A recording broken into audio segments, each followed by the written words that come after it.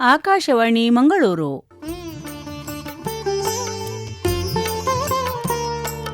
ಕೃತಿ ಸಂಪದ ಅಪೂರ್ವ ಕೃತಿಗಳ ಸಂಕ್ಷಿಪ್ತ ಪರಿಚಯ.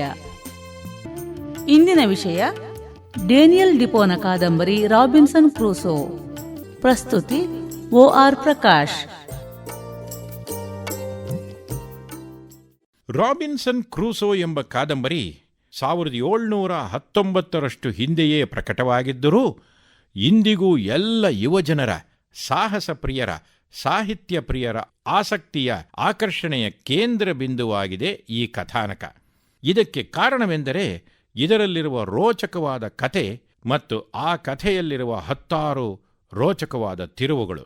ಇಂದಿಗೆ ಸುಮಾರು 300 ವರ್ಷಗಳ ಹಿಂದೆ ಬರೆಯಲಾಗಿದ್ದ ಕಥೆ ಇದಾಗಿದ್ದರೂ ಇಂದಿಗೂ ಸ್ವಲ್ಪವೂ ತಾಜಾತನ ಮತ್ತು ಆಕರ್ಷಣೆಯನ್ನು ಕಳೆದುಕೊಳ್ಳದಂಥ ಕಥಾನಕ ಇದು. ಕಾದಂಬರಿಯನ್ನು ಹೇಳುತ್ತಿರುವವನು ಕಥಾನಾಯಕನಾದ ರಾಬಿನ್ಸನ್ ಕ್ರೂಸೋ. ಈತ ಹರೆಯದ ಯುವಕನಾಗಿ ನಮ್ಮೆದುರಿಗೆ ಕಾಣಿಸಿಕೊಳ್ಳುತ್ತಾನೆ. ಈತನ ತಂದೆ ಆತನಿಗೆ ಒಂದು ದೀರ್ಘವಾದ ಉಪದೇಶ ಮಾಡುವಂತೆ ಮೊದಲು ಕಾಣುತ್ತಾರೆ. ಅವರು ಹೇಳಿದ್ದಿಷ್ಟು: ಮೇಲ್ವರ್ಗದ ಅಥವಾ ಶ್ರೀಮಂತ ವರ್ಗದ ಕುಟುಂಬದವರು ತಮ್ಮ ಜೀವನವನ್ನು ನಡೆಸಲು ಯಾವ ಕಷ್ಟವನ್ನೂ ಪಡಬೇಕಾಗಿಲ್ಲ. ಅತ್ಯಂತ ಬಡ ಕುಟುಂಬದವರಿಗೂ ಒಂದು ರೀತಿಯಲ್ಲಿ ನಿರಾಳತೆ ಇರುತ್ತದೆ. ಆದರೆ ಮಧ್ಯಮ ವರ್ಗದ ಜನರು ಅತ್ಯಂತ ಜೋಪಾನವಾಗಿ ಜೀವನವನ್ನು ನಡೆಸಬೇಕು. ಆದ್ದರಿಂದ ನೀನು ಚೆನ್ನಾಗಿ ಓದಿ ಒಬ್ಬ ಲಾಯರ್ ಆಗುವುದು ಒಳ್ಳೆಯದು.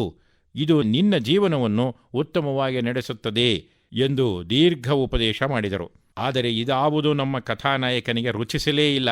ಏಕೆಂದರೆ ಆತನಿಗೆ ಸಮುದ್ರದ ಮೇಲೆ ಪ್ರಯಾಣ ಮಾಡುವುದು, ಹೊಸ ಹೊಸ ಪ್ರದೇಶಗಳನ್ನು ನೋಡುವುದರ ಬಗ್ಗೆ ಒಂದು ಭಯಂಕರವಾದ ಆಕರ್ಷಣೆ ಬೆಳೆದು ಹೋಗಿತ್ತು. ತನ್ನ ತಂದೆಯ ಮಾರ್ಗದರ್ಶನವನ್ನು ನಿರ್ಲಕ್ಷಿಸಿ ಜಲಪ್ರಯಾಣವನ್ನು ಕೈಗೊಂಡ ರಾಬಿನ್ಸನ್ ಕ್ರೂಸೋ ತನ್ನ ಮೊದಲ ಪ್ರಯಾಣದಲ್ಲೇ ಅತ್ಯಂತ ಕೆಟ್ಟ ಬಿರುಗಾಳಿಯನ್ನು ಎದುರಿಸಿ ಜಲಸಮಾಧಿಯನ್ನು ಕೂದಲೆಳೆಯ ಅಂತರದಲ್ಲಿ ತಪ್ಪಿಸಿಕೊಂಡ.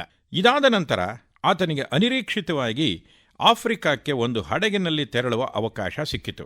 ಮಾರ್ಗ ಮಧ್ಯದಲ್ಲಿ ಹಡಗುಗಳ್ಳರ ಕೈಗೆ ಸಿಕ್ಕು ಗುಲಾಮನೆಂದು ಇತರ ಧಣಿಗಳಿಗೆ ಮಾರಾಟವಾಗಿ ಹೋದ.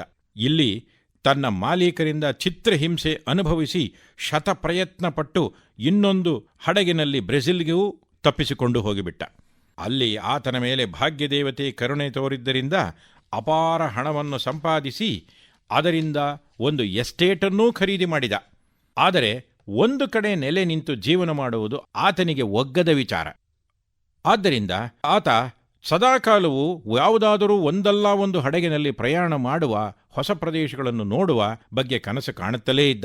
ಕೆಲವೇ ದಿನಗಳಲ್ಲಿ ಗಿನಿ ದ್ವೀಪಗಳಿಗೆ ಪ್ರಯಾಣಿಸುವ ಒಂದು ಹಡಗಿನಲ್ಲಿ ಒಪ್ಪಂದ ಮಾಡಿಕೊಂಡು ಈತ ಒಂದು ದೀರ್ಘ ಜಲ ಪ್ರಯಾಣಕ್ಕೆ ಹೊರಟ. ಈ ಬಾರಿ ಈತನಿಗೆ ಅದೃಷ್ಟ ದೇವತೆ ಕೈಕೊಟ್ಟಳು. ಈತ ಪ್ರಯಾಣಿಸುತ್ತಿದ್ದ ಹಡಗು ಸಮುದ್ರ ಮಧ್ಯದಲ್ಲಿ ಆಘಾತಕ್ಕೊಳಗಾಗಿ ಎಲ್ಲರೂ ಜಲಸಮಾಧಿಯಾದರು. ಅದು ಹೇಗೋ ಕ್ರೂಸೋ, ಒಂದು ನಾಯಿ, 2 ಬೆಕ್ಕುಗಳು ಪವಾಡ ಸದೃಶವಾಗಿ ಉಳಿದುಕೊಂಡು ಬಿಟ್ಟವು. ಇಲ್ಲಿಂದ ಮುಂದಿನ ಕತೆ ಕ್ರೂಸೋ 26 ವರ್ಷಗಳ ಕಾಲ ಹೆಸರಿಲ್ಲದ ಈ ದ್ವೀಪದಲ್ಲಿ ಒಂಟಿಯಾಗಿ ಕಳೆಯಬೇಕಾದ ಕಥೆಯೇ ಆಗಿದೆ. ತನ್ನ ಜೊತೆಗಾರರೆಲ್ಲರನ್ನೂ ಕಳೆದುಕೊಂಡ ರಾಬಿನ್ಸನ್ ಕ್ರೂಸೋ ಅಪರಿಚಿತ ದ್ವೀಪದಲ್ಲಿ ತನ್ನ ಜೀವನವನ್ನು ಅನಿವಾರ್ಯವಾಗಿ ಮಾಡತೊಡಗಿದ. ಆ ಹಡಗಿನಲ್ಲಿ ಅದು ಹೇಗೋ ಉಳಿದುಕೊಂಡಿದ್ದ ಅಲ್ಪ ಸ್ವಲ್ಪ ಪ್ರಮಾಣದ ದಿನಸಿ, ಒಂದು ಪಿಸ್ತೂಲು ಮತ್ತು ಸ್ವಲ್ಪ ಪ್ರಮಾಣದ ಗನ್ ಪೌಡರ್ ಅನ್ನು ತಂದು ಶೇಖರಿಸಿಟ್ಟುಕೊಂಡ. ಇಡೀ ಕಾಡನ್ನೆಲ್ಲ ಅಲೆದಾಡಿ ಇದ್ದುದರಲ್ಲಿ ಉತ್ತಮವಾದ ಒಂದು ಗುಹೆಯಲ್ಲಿ ವಾಸ ಮಾಡಲಾರಂಭಿಸಿದ. ಕ್ರಮೇಣ ತನ್ನದೇ ಆದ ಒಂದು ಗುಡಿಸಲನ್ನೂ ಕಟ್ಟಿಕೊಂಡ. ಹೀಗೆ ಕಾಡಿನಲ್ಲಿ ತಿರುಗಾಡುತ್ತಿದ್ದಾಗ ಅಲ್ಲಿಯೇ ಮೇಯುತ್ತಿದ್ದ ಕೆಲವು ಆಡುಗಳಲ್ಲಿ ಕೆಲವನ್ನು ಹಿಡಿದು ತನ್ನ ಗುಡಿಸಲಿನ ಅಂಗಳದಲ್ಲಿ ಕಟ್ಟಿಹಾಕಿ ಅವುಗಳಿಂದ ಹಾಲು ಮತ್ತು ಮಾಂಸವನ್ನು ಪಡೆಯಲಾರಂಭಿಸಿದ. ನಂತರ ಸತ್ತ ಪ್ರಾಣಿಗಳ ಚರ್ಮದಿಂದ ತನಗಾಗಿ ಒಂದು ಜೊತೆ ಬೂಟನ್ನು ತಯಾರಿಸಿಕೊಂಡ. ಹೀಗೆ ಹಲವಾರು ದಿನಗಳು ಕಳೆದ ನಂತರ ಆತನಿಗೆ ಬೆಳಗಾಗುವುದು ಮತ್ತು ಕತ್ತಲೆಯಾಗುವುದು ತಿಳಿಯುತ್ತಿದೆಯೇ ಹೊರತು ಇಂದು ಯಾವ ದಿನ, ಯಾವ ತಿಂಗಳು ಮತ್ತು ಯಾವ ವರ್ಷ ಎಂಬುದು ತಿಳಿಯುತ್ತಿಲ್ಲ ಎಂಬುದು ಹೊಳೆಯಿತು. ಇದಕ್ಕಾಗಿ ಆತ ತನ್ನ ಗುಡಿಸಲಿನಲ್ಲಿ ಒಂದು ಕಡೆ ಇಂದು 1659 ಇಸವಿ ಸೆಪ್ಟೆಂಬರ್ 1ನೇ ತಾರೀಕು ಎಂದು ಗುರುತು ಮಾಡಿ ಅಲ್ಲಿಂದ ಮುಂದೆ ಪ್ರತಿದಿನವನ್ನು ಕ್ರಮವಾಗಿ ಗುರುತಿಸುತ್ತಾ ಹೋದ. ಅಂದರೆ ಆತನೇ ಒಂದು ಕ್ಯಾಲೆಂಡರನ್ನು ಸೃಷ್ಟಿ ಮಾಡಿಕೊಂಡ. ಕಾಡಿನಲ್ಲಿ ಅನಿರೀಕ್ಷಿತವಾಗಿ ದೊರಕಿದ ಕೆಲವು ತರಕಾರಿ, ಧಾನ್ಯಗಳ ಬೀಜಗಳನ್ನು ಸಂಗ್ರಹಿಸಿ ತನ್ನೆದುರಿಗಿದ್ದ ಭೂಮಿಯಲ್ಲಿ ತನ್ನ ಕೈಲಾದಷ್ಟು ಹಸನು ಮಾಡಿ ಬೆಳೆಯ ತೆಗೆಯಲಾರಂಭಿಸಿದ.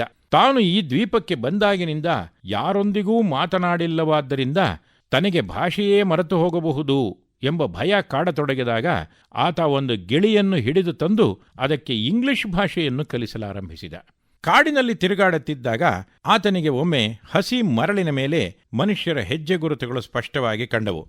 ಇವು ಚಪ್ಪಲಿ ಧರಿಸಿಲ್ಲದ ಮನುಷ್ಯರ ಬರಿಗಾಲಿನ ಗುರುತುಗಳಾದ್ದರಿಂದ ಕ್ರೂಸೋಗೆ ಇವು ನಾಗರಿಕ ಜನಗಳದ್ದಲ್ಲ, ಬದಲಿಗೆ ಕಾಡಿನಲ್ಲಿ ವಾಸವಿರಬಹುದಾದ ಅನಾಗರಿಕ ಹಾಗೂ ನರಭಕ್ಷಕ ಜನರದ್ದು ಇದ್ದರೂ ಇರಬಹುದು ಎಂದು ಅನಿಸಿತು. ಆದ್ದರಿಂದ ಆತ ಇವರ ಸಂಪರ್ಕವನ್ನು ಒಮ್ಮೆಗೇ ಮಾಡದೆ ದೂರದಿಂದ ಇದರ ಬಗ್ಗೆ ಕುರುಹು ಏನಾದರೂ ದೊರಕುತ್ತದೆಯಾ ಎಂದು ಎಚ್ಚರದಿಂದ ನೋಡಲಾರಂಭಿಸಿದ.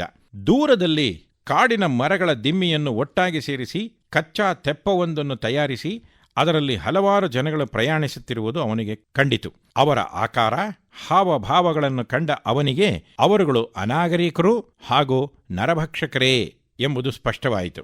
ಹಾಗೂ ಅವರ ಮಧ್ಯದಲ್ಲಿ ಇರುವ ಒಬ್ಬ ಚಿಕ್ಕ ಪ್ರಾಯದ ಮನುಷ್ಯನನ್ನು ಅವರು ಬೇರೆ ಗುಂಪಿನಿಂದ ಹಿಡಿದು ತಂದಿದ್ದಾರೆ ಹಾಗೂ ಅವನನ್ನು ಕೊಂದು ತಿನ್ನಲು ಕರೆದೊಯ್ಯುತ್ತಿದ್ದಾರೆ ಎಂಬುದೂ ಸಹ ಅರ್ಥವಾಗಿ ಹೋಯಿತು. ಕ್ರೂಸೋ ಕೂಡಲೇ ತನ್ನ ಕೈಯಲ್ಲಿದ್ದ ಬಂದೂಕದಿಂದ ಗುಂಡು ಹಾರಿಸಿ ದೂರದಿಂದಲೇ ಅವರಲ್ಲಿ ಕೆಲವರನ್ನು ಕೊಂದ ಮತ್ತು ಕೆಲವರು ಭಯದಿಂದ ಓಡಿಹೋದರು. ಅವರು ಕೊಲ್ಲಲೆಂದು ಕರೆದೊಯ್ಯುತ್ತಿದ್ದ ಬಡಪಾಯಿ ವ್ಯಕ್ತಿಯನ್ನು ಕ್ರೂಸೋ ರಕ್ಷಿಸಿ ತನ್ನ ಗುಡಿಸಲಿಗೆ ಕರೆದುಕೊಂಡು ಬಂದ. ಈತ ಬಂದದ್ದು ಒಂದು ಶುಕ್ರವಾರವಾದ್ದರಿಂದ ಆತನಿಗೆ ಫ್ರೈಡೇ ಎಂದು ಹೆಸರು ಕೊಟ್ಟ. ಅನಾಗರಿಕನಾಗಿದ್ದ ಆ ಮನುಷ್ಯನಿಗೆ ಕ್ರೂಸೋ ತನ್ನ ಇಂಗ್ಲಿಷ್ ಭಾಷೆಯನ್ನು ಕಲಿಸಲಾರಂಭಿಸಿದ ಮತ್ತು ಕೆಲವೇ ವರ್ಷಗಳಲ್ಲಿ ಫ್ರೈಡೇ ನಾಗರಿಕನಾಗಿ ಸುಧಾರಿಸಿದ್ದಲ್ಲದೆ ತನ್ನ ಮಾಲೀಕ ಕ್ರೂಸೋನೊಂದಿಗೆ ಇಂಗ್ಲಿಷ್ ಭಾಷೆಯಲ್ಲಿ ಸಹಜವಾಗಿ ಸಂಭಾಷಣೆಯನ್ನು ನಡೆಸುವಂತಾದ. ಹೀಗೆ ಈ ಕಾದಂಬರಿ ಹಲವಾರು ರೋಚಕ ತಿರುವುಗಳನ್ನು ಮತ್ತು ಕಥಾನಕಗಳನ್ನು ಒಳಗೊಂಡಿದ್ದು ಎಲ್ಲ ಓದುಗರನ್ನು ಶತಮಾನಗಳ ಕಾಲ ಹಿಡಿಯುತ್ತಿದೆ. ಕೃತಿ ಸಂಪದ ಅಪೂರ್ವ ಕೃತಿಗಳ ಸಂಕ್ಷಿಪ್ತ ಪರಿಚಯ ಕೇಳಿದಿರಿ. ಇಂದಿನ ವಿಷಯ ಡೇನಿಯಲ್ ಡಿಪೋನ ಕಾದಂಬರಿ ರಾಬಿನ್ಸನ್ ಕ್ರೂಸೋ. ಕಾರ್ಯಕ್ರಮ ನಿರ್ಮಾಣ PS ಸೂರ್ಯನಾರಾಯಣ ಭಟ್.